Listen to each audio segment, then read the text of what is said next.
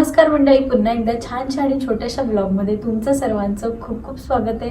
तर आपण नवरात्रीचे colour celebrate करतो आणि नववा रंग आपण मोरपंखी आपल्या रेसिपी मार्फत सेलिब्रेट करणार आहोत। आणि तुम्हाला प्रश्न पडला असेल की आज असा बॅकग्राऊंड का आहे। नॉर्मली आपण किचनमध्येच व्हिडिओ बनवतो, तर आज लाईट नाही आहे, त्याच्यामुळे खूप अंधार असल्यामुळे तुम्हाला आपल्या व्हिडिओचं इंट्रोडक्शन मी बाहेर देते। सो आज मोरपंखी रंगाचे पदार्थ आपण करणार आहोत आणि खूप मोठा टास्क आहे हा, कारण मोरपंखी रंगाचे पदार्थ युजुअली नसतात हे सगळ्यांना माहिती आहे, पण मी एक प्रयत्न केलेला आहे। सो बघूया होतात की नाही, आणि पूर्ण प्रयत्न करणार आहे। सो व्हिडिओ शेवटपर्यंत नक्की बघा की मी आज काय काय पदार्थ बनवलेले आहेत। सो नवीन असाल तर आपल्या चॅनल नक्की सबस्क्राईब करा आणि व्हिडिओ शेवटपर्यंत नक्की बघा। तर चला आपण आज काय काय पदार्थ बनवणार आहोत ते मी तुमच्यासोबत शेअर करते। छान अशी सुरुवात झाली होती, थोडीशी रेसिपीसाठी लागणारी तयारी मी आधीच करून ठेवली होती। आणि आजसुद्धा मोरपंखी रंगासाठी महत्त्वाचा जो पदार्थ होता किंवा जी महत्त्वाची गोष्ट होती ती होती गोकर्णाचं फूल।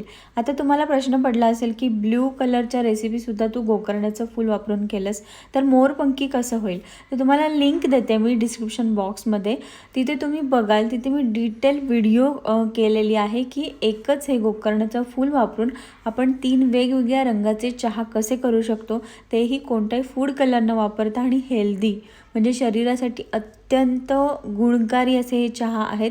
ते मी तुम्हाला मोरपंखी रंगामध्ये दाखवलेले आहेत, निळ्या कलरमध्ये दाखवलेले आहे आणि जांभळ्या कलरमध्ये, असे 3 वेगवेगळ्या रंगाचे चहा हे एक फूल वापरून आपण करू शकतो।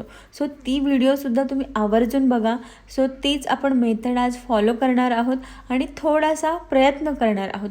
प्रॉपर आपल्याला मोरपंखी रंग मिळणार नाही, पण त्याची थोडीशी शेड नक्कीच मिळेल, कारण फूड कलर मला वापरायचा नव्हता, त्याच्यामुळे आजपर्यंतसुद्धा आपण कोणते फूड कलर वापरलेला नाही आहे। सो आजही मी विचार केला की नाही फूड कलर वापरायचा, जसं छान होईल, जसं शेड येईल तो शेड आपण एक्सेप्ट करायचा आणि त्या पद्धतीने रेसिपी करायचं असं मी ठरवलं होतं।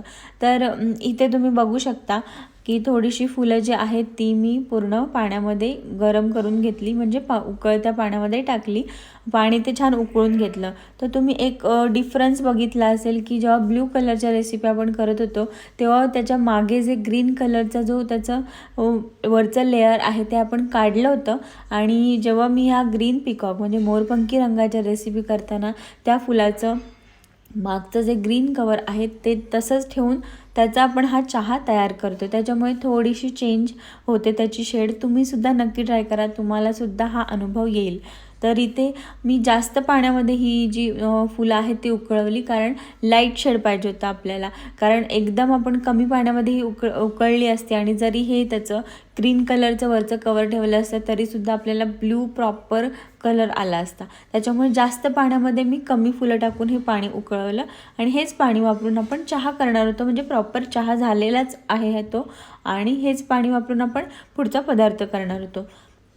फक्त हा चहा करताना ह्याच्यामध्ये मी थोडीशी दालचिनी टाकली, आणि दालचिनीमुळे सुद्धा थोडासा रंग चेंज होतो, आणि जेवढी तुम्ही फ्रेश फुलं घ्याल आणि फ्रेश फुलांचा चहा कराल ना तर त्याचा रंग वेगळा होतो, आणि ती फुलं ड्राय झाल्यानंतर त्याचा चहा कराल तर त्याचा चहा वेगळा होतो। तुम्ही नक्की ट्राय करा, तुम्हालासुद्धा हा अनुभव येईल। तर इथे मी हे पाणी जास्त उकळवलं नाही, कारण जास्त उकळवलं असतं तर त्याला प्रॉपर ब्ल्यू शेड आली असती, आणि इथे थोडीशी लाईट शेड आलेली आहे। इथे इडलीचं पीठ आहे, भिजवलेलंच आहे ऑलरेडी, त्याच्यामध्ये आपण ते पाणी वापरून मस्तपैकी आज त्या शेडचा एक पदार्थ बनवणार होतो। तर इथे मी पाणी जास्त वापरलं नाही, थोडं कमी कमी पाणी वापरलं, कारण जास्त पाणी वापरलं असतं तर मागे जे ब्लू कलरच्या दिवशी आपण जसे पदार्थ केलेत तसेच हे सुद्धा पदार्थ सेम दिसले असते। तर तुम्हाला मी वरती दोन्ही डिफरन्ससुद्धा दाखवते की ते पदार्थ कसे झाले होते, म्हणजे तो कलर कोणता झाला होता आणि आज कलर कोणता होणार आहे ते मी तुम्हाला पुढे दाखवते डिफरन्स, की तुम्हालासुद्धा डिफरन्स कळेल आणि तुम्हालासुद्धा कन्फ्युजन होणार नाही।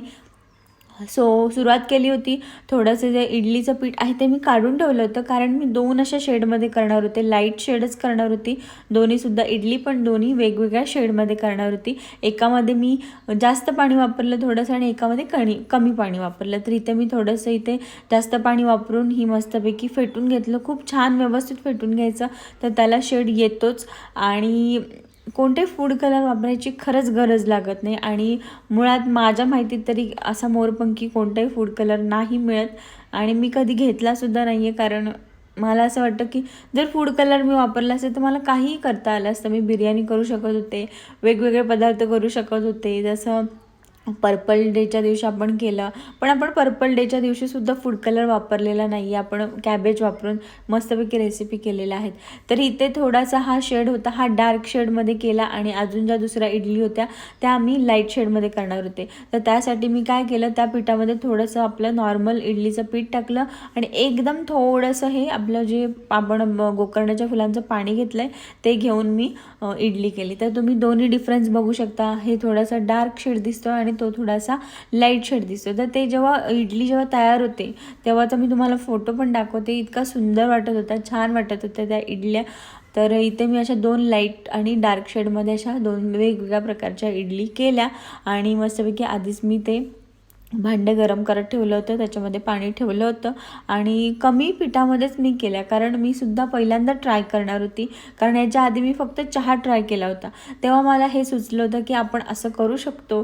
सो मी ते ट्राय केलं. असं आय नो एकदम प्रॉपर आपला मोरपंखी रंग आलेला नाही आहे, पण कोणतं फूड कलर न वापरता जर आपण असे कलरफुल काही रेसिपी करू शकतो आणि ते पण हेल्दी, की असं नाही आहे की त्याच्यामध्ये कोणतं फूड कलर आहे किंवा काय आर्टिफिशियल आहे, असं काहीच नाही आहे.